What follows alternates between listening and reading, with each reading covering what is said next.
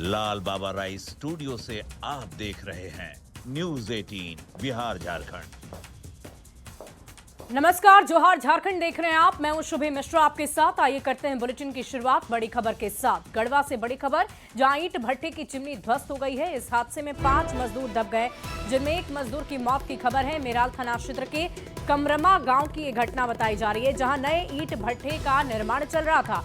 UP के मुरादाबाद के रहने वाले सभी मजदूर बिना कोई सेफ्टी किट के चिमनी पर चढ़कर कार्य कर रहे थे और इसी दौरान चिमनी ध्वस्त हो गई। मौके पर पहुंची पुलिस ने जेसीबी की सहायता से मलबे में दबे 5 मजदूर का रेस्क्यू किया है। सभी को इलाज के लिए अस्पताल ले जाया गया, जहां इलाज के दौरान एक मजदूर की मौत हो गई।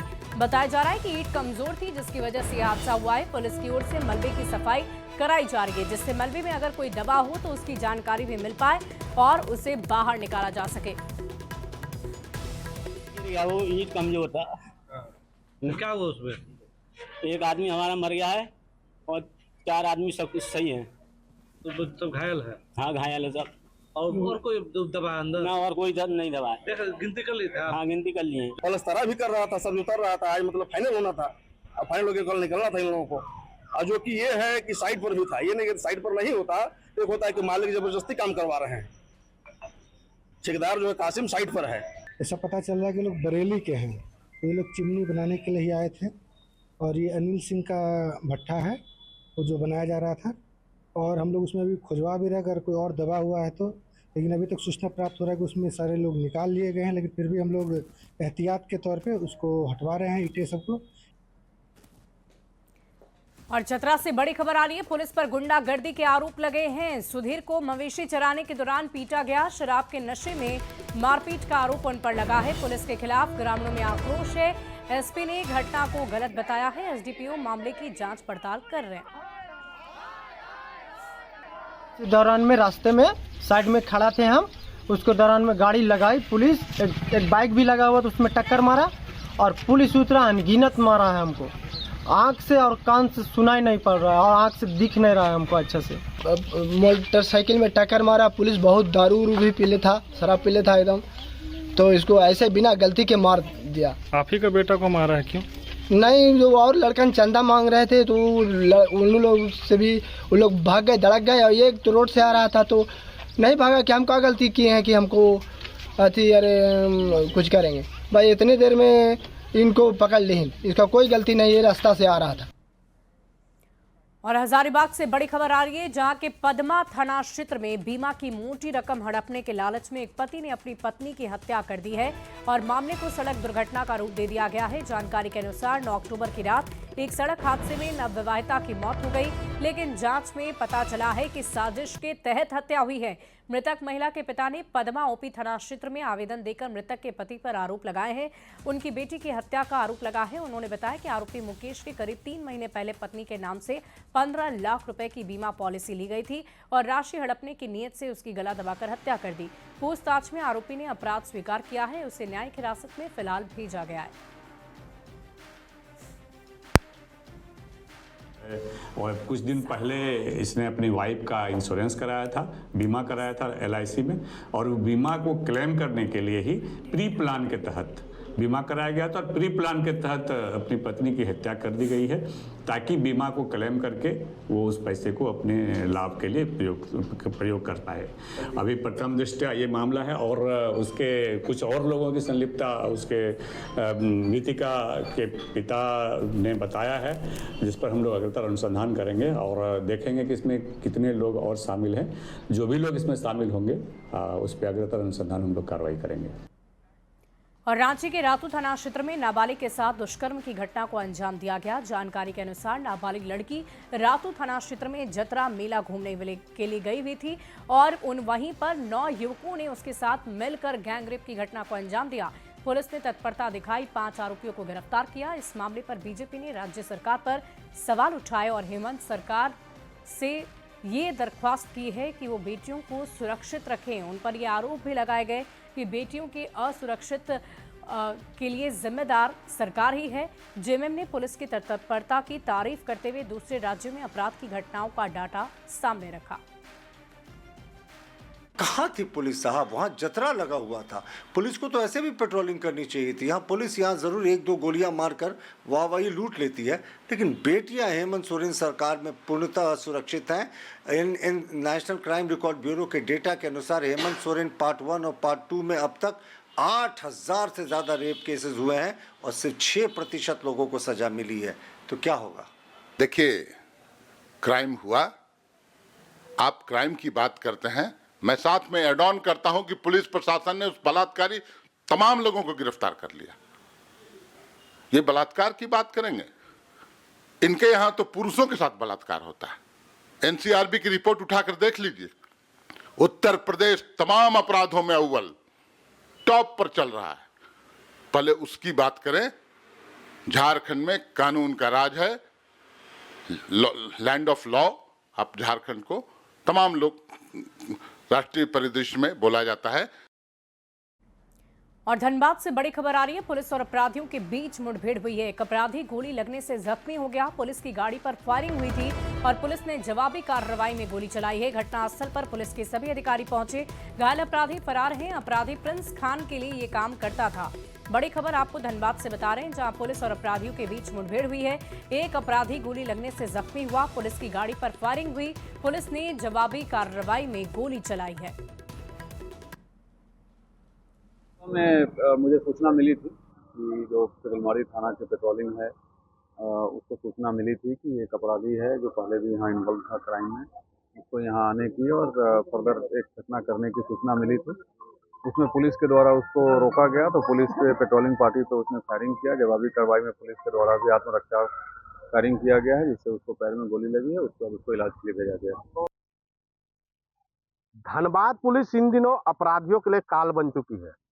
लगातार धनबाद पुलिस अपराधियों पर नकेल कस रही है और खासकर जो अपराधी अपने आप को कुख्यात कर रहे हैं, जो संगठित गिरोह चला रहे हैं, उन पर लगातार दबिश बनाए हुए हैं। धनबाद पुलिस ने प्रिंस खान के गिरोह के 12 सदस्यों को गिरफ्तार किया था और उन 12 सदस्यों में वैसे अपराधी थे जो प्रिंस खान के लिए फायरिंग करते थे, व्यवसायियों को फोन कर धमकी देते थे। अपराधियों के द्वारा अगर रंगदारी नहीं जीत जाती थी तो व्यवसायियों पर फायरिंग कर उनकी जान भी ले लेते थे। वहीं जो रकम रंगदारी से मिलती थी, उस रकम को प्रिंस खान के रिश्तेदारों तक भी पहुंचाने का काम करते थे। धनबाद के तितुरमारी थाना क्षेत्र टीलाटाण के समीप में पुलिस के साथ में भानु मांझी की मुठभेड़ हुई, जिसमें भानु मांझी घायल हो गए हैं। और यहाँ आप जो घेराबंदी देख रहे हैं, वह सड़क से यहाँ तक भागते हुए जो है तो भानु मांझी पहुंचा था और यहाँ पर जो है पुलिस उनका पीछा की और यहाँ पर उसको गोली मारी। फिलहाल भानु मांझी की बात की जाए तो भानु मांझी जो है वह घायल है और उसे निजी अस्पताल में पुलिस जो है तो ले गई है। और आप देख सकते हैं कि यह वही बाइक है जिससे अपराधी भाग रहा था। पुलिस यहाँ एंटी क्राइम चेकिंग कर रही थी और उसी दौरान में जो है तो पुलिस को देखकर भानु मांझी ने फायरिंग कर दी और जिसके बाद पुलिस अपने बचाव में फायरिंग की और उस मुठभेड़ में भानु मांझी घायल हो गया है। संजय गुप्ता, न्यूज 18 धनबाद। और देखिए, झारखंड में पिछले कुछ महीनों में एक के बाद एक लगातार एनकाउंटर के मामले सामने आ रहे हैं। इन मुठभेड़ के जरिए अपराधियों को ठिकाने लगाया जा रहा है। राजधानी रांची में सोमवार को 2 एनकाउंटर किए गए, जबकि इससे पहले सूर्या हांसदा, अमन साहू और हजारीबाग का उत्तम यादव एनकाउंटर में चर्चा का विषय बना हुआ था। और ऐसे में सवाल यही उठ रहे हैं कि क्या हेमंत सरकार अब उत्तर प्रदेश की योगी सरकार के रास्ते पर चल पड़ी है? जब इस मुद्दे पर प्रतिक्रिया ली गई तो क्या था झारखंड के सत्ता पक्ष और विपक्ष की राय? आप भी सुनिए। मारे जा रहे हैं, लेकिन ये अलग बात है कि जोगी की तारीफ करने वाले लोग 28 अभियुक्त को जब शूट आउट होता है, मुठभेड़ होता है, वो मारा जाता है, तो उसके खिलाफ यहाँ से लेकर दिल्ली तक तमाम लोग उसके पक्ष में खड़े हो जाते हैं। यह बिल्कुल साफ है कि योगी आदित्यनाथ की सरकार में समाज को बचाने के लिए जेन्युइन इनकाउंटर किए गए, पर हेमंत सोरेन सरकार में कोयले, बालू और पत्थर के अवैध धंधे को बचाने के लिए फर्जी इनकाउंटर किए गए। वो संगठित गिरोह को का खात्मा को लेकर के हो या उग्रवाद प्रभावित क्षेत्रों में भी सक्रियता से सरकार जो है सघन अभियान चला रही है। इसका तात्पर्य ये नहीं है कि हम उत्तर प्रदेश की कॉपी कर रहे हैं या कहीं से किसी सरकार की कॉपी कर रहे हैं। बिल्कुल सांप्रदायिकता का रूप दे करके वहाँ हत्या होती है। हिंदू मुस्लिम करके मुसलमानों को ज़्यादा यहाँ हत्या हो रहा है। इसलिए भारतीय जनता पार्टी को बोलने से पहले अपने गिरेबान में झांकना चाहिए, तब बयान देना चाहिए कि क्या हो रहा है। हजारीबाग से बड़ी खबर आ रही है। पाम ऑयल लदा टैंकर पलट गया है। लोगों में कच्चा तेल लूटने की होड़ मच गई है। सैकड़ों की संख्या में सड़क पर लोग आ गए हैं, ग्रामीण पहुंच गए हैं। टाई रॉड टूटने से हादसा हो गया। हल्दिया से हाजीपुर की तरफ टैंकर गाड़ी जा रही थी और इसी दौरान यह हादसा हुआ। NH 2 पर यातायात बाधित हो गया। पुलिस जाम और भीड़ को नियंत्रित करने में जुटी हुई है। NH 2 गोरहर थाना के पास यह हादसा हुआ है। तस्वीरें हम आपको दिखा रहे हैं कैसे तेल लूटने की होड़ मच गई है, जिससे जो मिला वो बर्तन लेकर, कोई बाल्टी लेकर मौके पर पहुंच गया है और टैंकर से गिरे हुए तेल को लूट रहा है। फिलहाल पुलिस मौके पर पहुंची है और भीड़ को नियंत्रित करने में जुटी हुई है।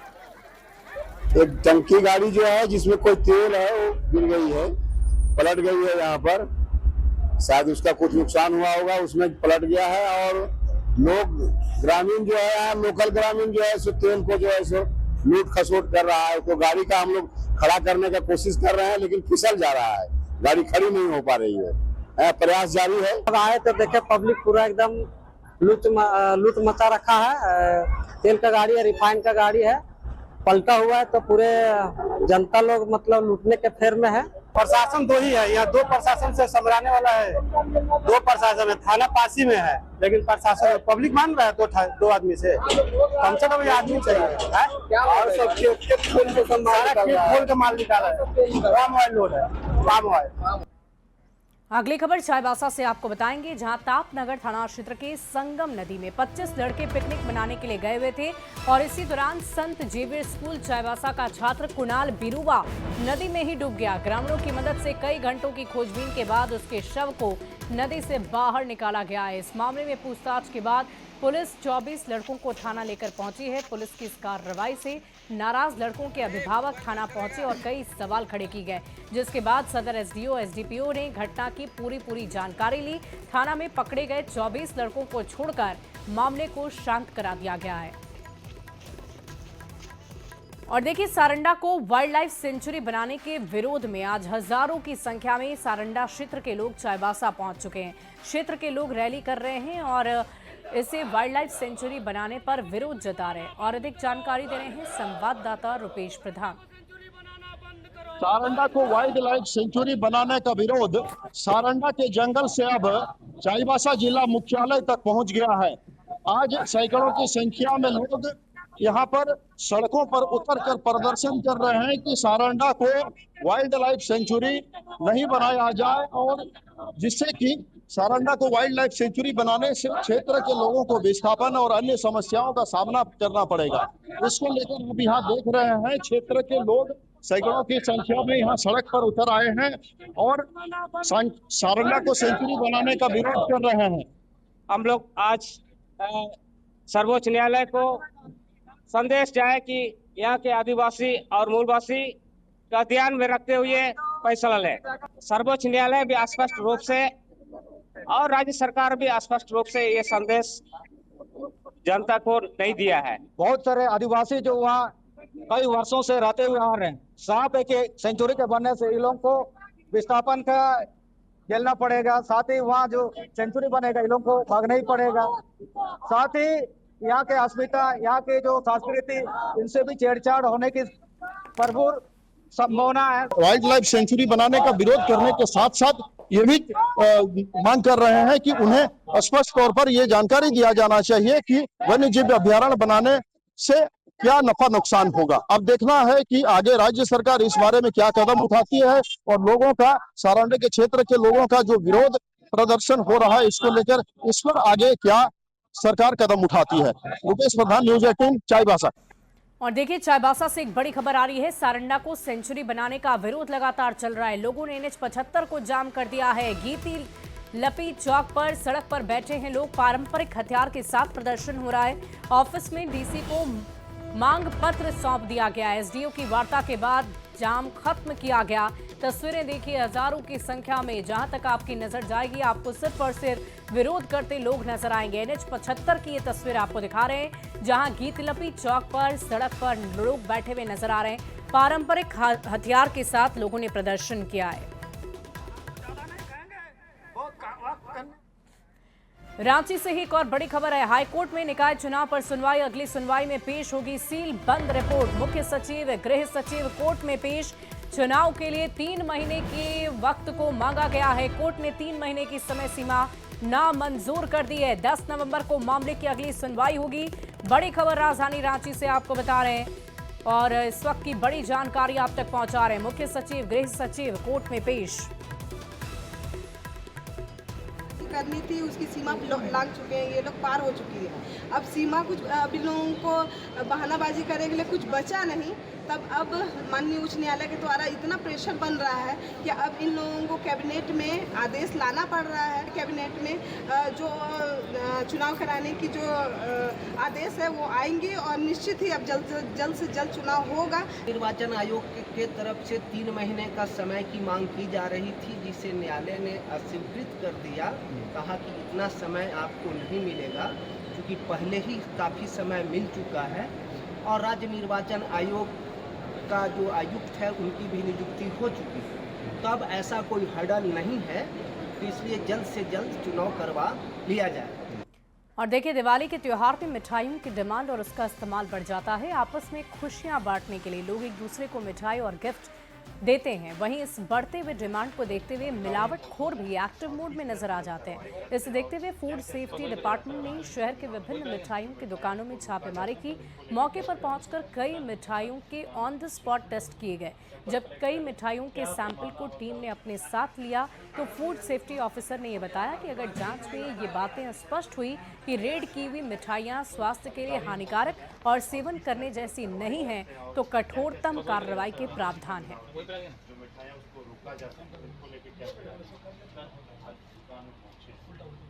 फूड बहुत ही इम्पोर्टेंट विषय है और इसमें अगर किसी तरह का भी अल्ट्रेशन होता है तो सीधे स्वास्थ्य पर प्रभाव डालता है, पूरे स्वास्थ्य पर प्रभाव डालता है। जो मिलावट किया जा रहा है उन पर दंड दिया जाना बहुत आवश्यक है और फूड सेफ्टी की तरफ से इसकी कार्रवाई की जा रही है।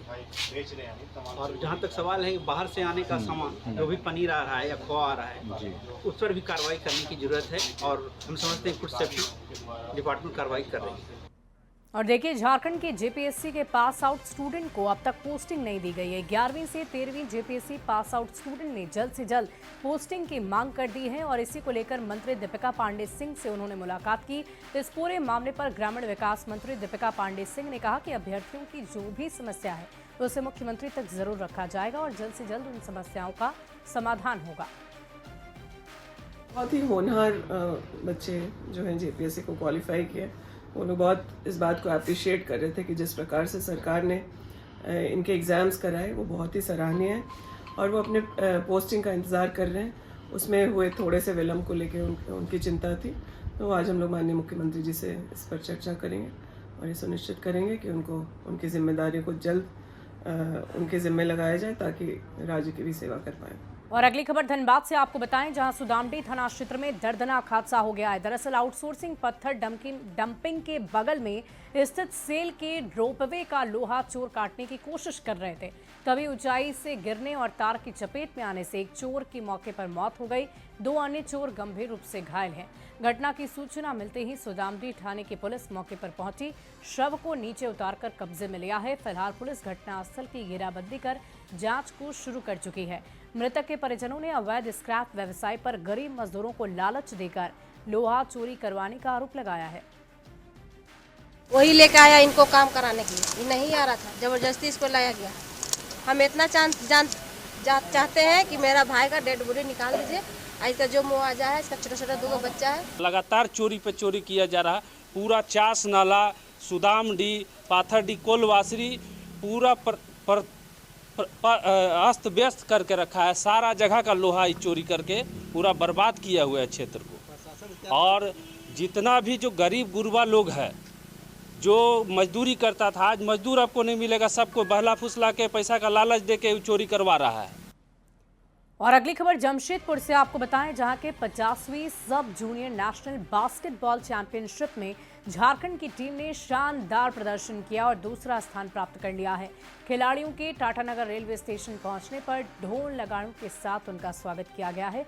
तस्वीरें भी आप देख रहे हैं। झारखंड बास्केटबॉल एसोसिएशन ने कई पदाधिकारी को वहां पर मौजूद रखा। आपको बता दें कि देहरादून में 4 अक्टूबर से 10 अक्टूबर तक आयोजित सब जूनियर नेशनल बास्केटबॉल चैंपियनशिप 2025 का आयोजन किया गया था। इस टूर्नामेंट में कुल 28 राज्य, 6 केंद्र शासित प्रदेश की टीम ने हिस्सा लिया था।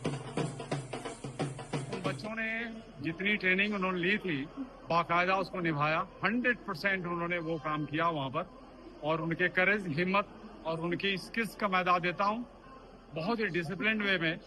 और सिर्फ झारखंड को नहीं, पूरे कंट्री को बास्केटबॉल फेडरेशन ऑफ इंडिया और दूसरे जो स्टेट खेलते थे, जो पहले कई बार चैंपियन हो चुके थे, उनको भी डिफीट दे करके उन्होंने जो नाम दर्ज किया है, they have just set a benchmark for them. मैं इतना ही कहूंगा। अगली खबर गिरिडीह से आ रही है, जहां प्रकृति के सौंदर्य वादियों में बसे खंडौली पर्यटन स्थल पर रोजाना हजारों की संख्या में सैलानी घूमने के लिए पहुंचते हैं, बोटिंग का लुत्फ उठाते हैं। लेकिन इन दिनों सैलानियों की संख्या कम हो गई है, जिसका नाविकों पर असर भी पड़ रहा है। गिरिडीह में खंडौली डैम की एकमात्र ऐसी जगह है जहां पर नॉर्मल बोटिंग और एडवेंचर बोटिंग की व्यवस्था है। और अधिक जानकारी दे रहे हैं न्यूज़ 18 संवाददाता एजाज अहमद।